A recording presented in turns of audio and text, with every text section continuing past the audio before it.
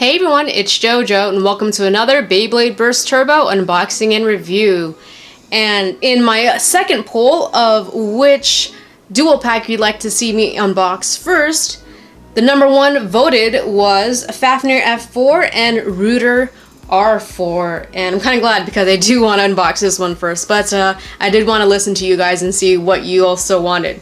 Alright, so here we have this new double pack with Fafnir F4 and the Hasbro exclusive Beyblade Rudr R4. So Fafnir, left spinning Beyblade, it's a stamina type, and Rudr is a balance type. And here we have the two bays right here, and that actually looks pretty cool. I like the arrow design around there. Right in here on the back we got the stats for both Beyblades. Once again, Fafnir F4 is a left spinning Beyblade. The forged disc is D59. The performance tip is TS16-S, and there we have the SlingShock meter. And then the stats for it, really low everywhere, but look at that stamina, it's like 14. I didn't know it went that high. Alright, so we have Rudr R4, balance type. It is a right spinning Beyblade. Forged disc is D51. And the performance tip is TB01-S, and here we have the SlingShock meter and the stats here. Low everywhere except for attack and agility, a little bit in stamina, and teeny bit in weight. Alright, let's get this Beyblade open.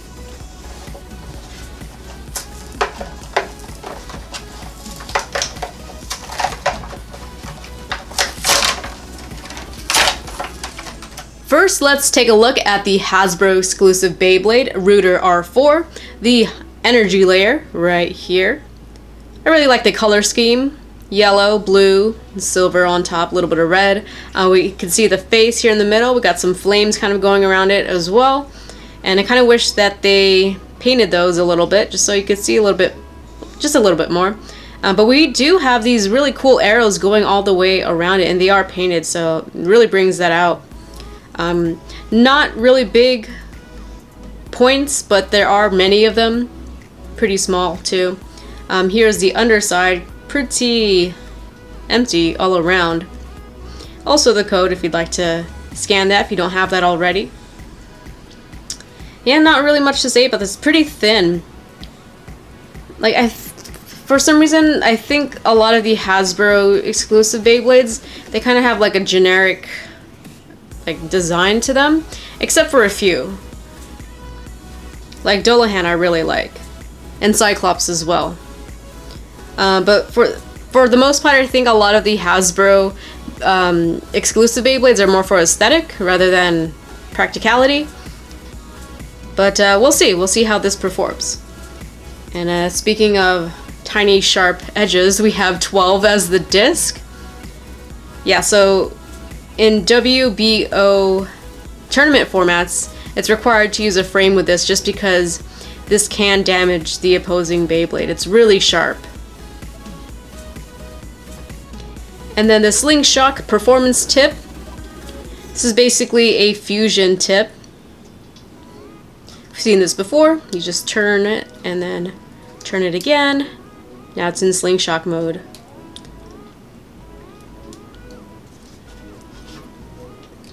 See how this feels all together. That's pretty loose.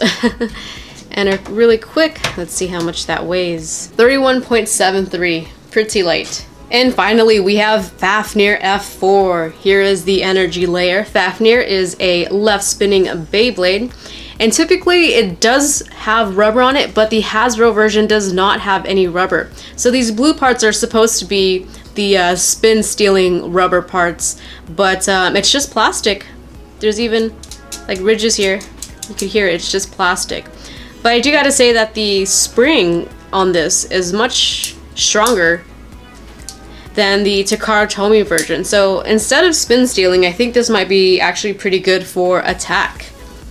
Another thing that it doesn't have is the metal points here. These silver points here. It's supposed to be metal, but it's not. And this middle part, it's not supposed to be metal, but it's kind of they made that solid, rather this one is clear. But yeah, this is Fafnir F4 and the QR code. Go ahead and scan that. So far, I mean, like the overall shape, it's pretty good. I mean, just different materials, stronger spring in these little jaws here, which is pretty cool. So maybe we'll see if Fafnir actually has some use, because when this came out, it wasn't all that useful. It wasn't very good at spin stealing. It had a really nice design, really cool looking. But hopefully this one, since it doesn't have rubber and more plastic, maybe it'll be better for attack rather than spin stealing. Alright, here we have the forged disc. This is known as 8-, like an upgraded version of 8. Just a little bit wider. I think a little bit flatter as well. And then the performance tip, this is Absorb-S for SlingShock. And it functions pretty much like the Eternal SlingShock performance tip. We got this spinning part here, free spinning, and to activate it is pretty much the same. You line up these gaps with the tabs here behind it, you pull, and that is SlingShock mode. So it has this really wide whole flat tip, but this one doesn't free spin as much when it's in SlingShock mode, unlike the Eternal version. So it's really stiff in SlingShock mode for some reason, but coming back down to normal mode, it's just fine. So I imagine this would be, you know, it's got a lot more grip on it, so it's not going to be free spinning on the stadium. It's going to probably be more aggressive, so which kind of ties in with my theory of this being more of an attack type. But yeah, we will see. So let's do a weight comparison, since I do have the Cho-Z version on hand. So we have Hasbro Energy Layer, 14.98, 15, okay. And Takara Tomy Geist Fafnir, 20.54, so a little over 5 grams heavier. And then 8-, Hasbro 8-, 16.16, Takara Tomy. Whoa, is that a mistake? Whoa, that's a, how is that even heavier? Did they get rid of metal? Ooh, I didn't even notice that. That's so strange. It's so strange how much of a difference that is. Is it, I don't know, maybe thinner, maybe. That's so weird. Okay, try that again. So Hasbro. Okay, 16.18. It was it said 16.16 before, but okay, Takara Tomy. 20.63. That's so strange. I think they did make it thinner. But that, yeah, that is significantly lighter. That is funny, because usually the forged discs don't really have that.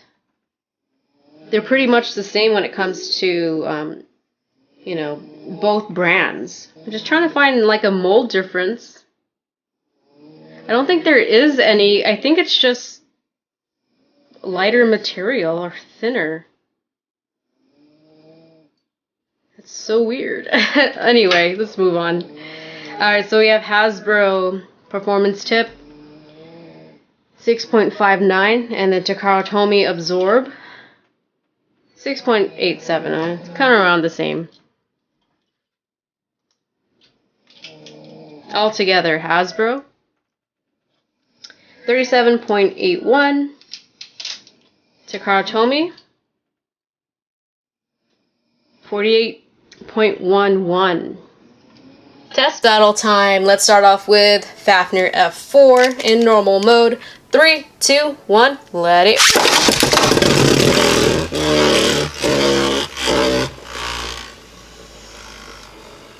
Alright, pretty standard. Alright, let's switch it over to SlingShock mode. 3, 2, 1, let it. Whoa. And it just burst itself. I did forget to mention that the slopes on this are pretty weak. really just easily slides there. Next test launch with Rudr. 3, 2, 1, let it. Alright, that is normal mode. Again, pretty standard, but because it does have like that fusion tip, it will do like a counter move a little bit when it gets hit. Hopefully that'll be demonstrated in the test battle. Alright. SlingShock mode activated. 3, 2, 1, let it.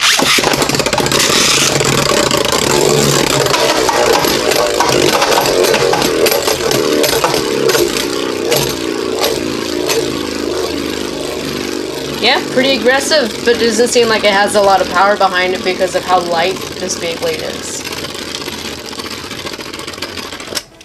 Alright, let's do a test battle. Both will be in normal mode. 3, 2, 1, let it.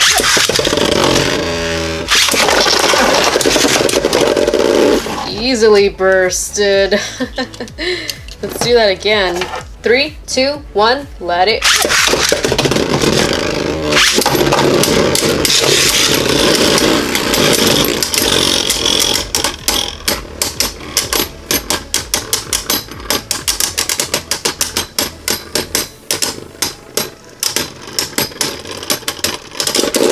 Wow.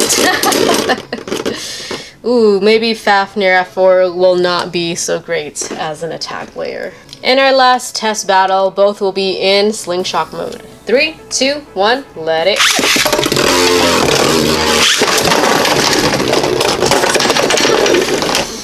Yeah, I mean, like, even though Rudr did get KO'd, Fafnir just, like, bursts.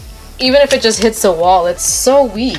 One more round in SlingShock mode. I'm not gonna launch Fafnir as hard as usual. Pretty moderate.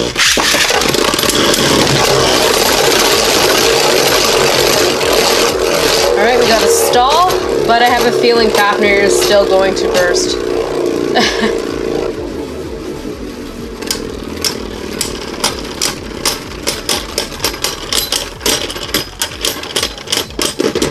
No, it actually held up and won, but it was halfway to bursting. Look at that.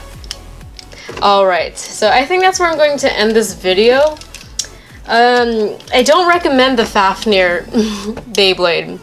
It's got really weak slopes, and for some reason the forged disc is a lot lighter than the Takara Tomy version.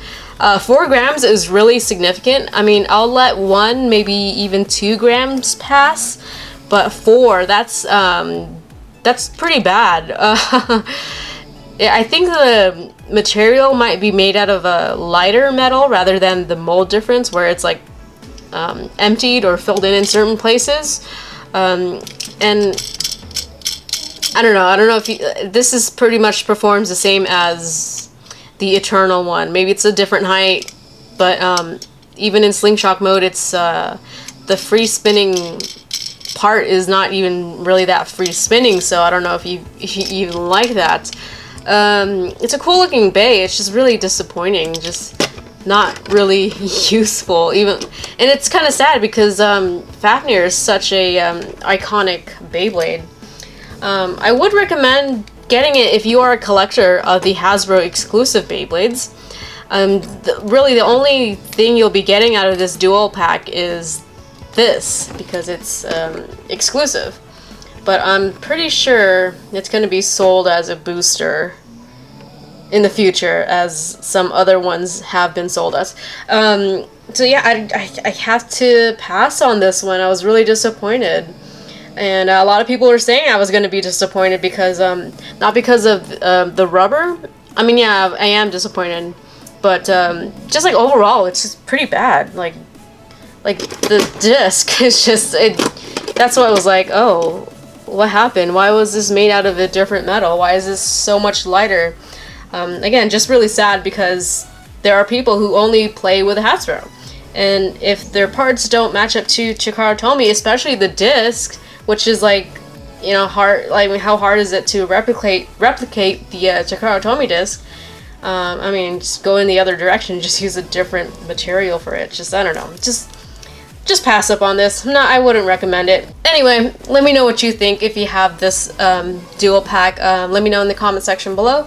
Thanks for watching. Leave a like if you enjoyed, and I will see you next time with more. See you soon.